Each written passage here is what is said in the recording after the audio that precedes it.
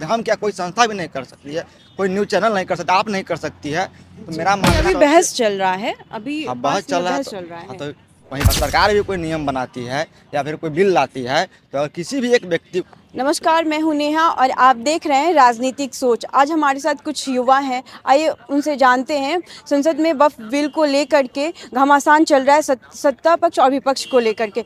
आइए, वक्फ बिल को लेकर के जो घमासान चल रहा है सत्ता में, आप उस पर क्या कहना चाह रहे हैं? सबसे पहली बात कि जो अभी ये नया जो बिल आया है उस पे हम लोग इसके संशोधन के पक्ष में हैं। हम लोग को समझना पड़ेगा कि यह बिल आखिर है क्या और ये संशोधन क्या हो रहा है। सबसे पहला चीज़, यह बिल तो बहुत पुराना है। 2013 में जो कांग्रेस की सरकार जिस बिल का संशोधन करके आई उसमें उन्होंने कुछ नियम बनाए। पहला चीज़ कि जो यह वक्फ बोर्ड है वह जिस भी प्रॉपर्टी को कहती है कि ये दावा करती है कि मेरा, जैसे कोई बहुत प्राइम प्रॉपर्टी है, कोई पब्लिक प्रॉपर्टी है, फिर कोई सरकारी संस्थाएं हैं इस पर कहती है कि यह बोर्ड की जो यह ज़मीन वक्फ बोर्ड का है।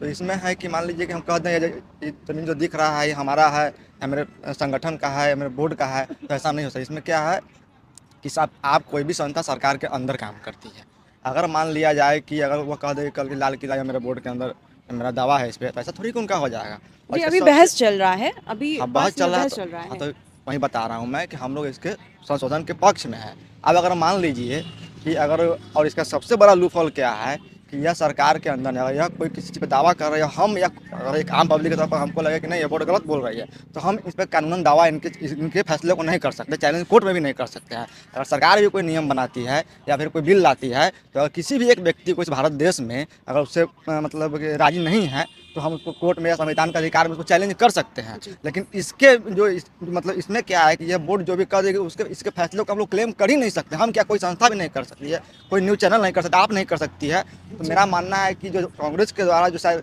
अपने फायदे के लिए, किसी के भी फायदे के लिए जो बिल लाई गई थी, संशोधन होना ही चाहिए। इसके हम लोग पुरजोर समर्थन में है।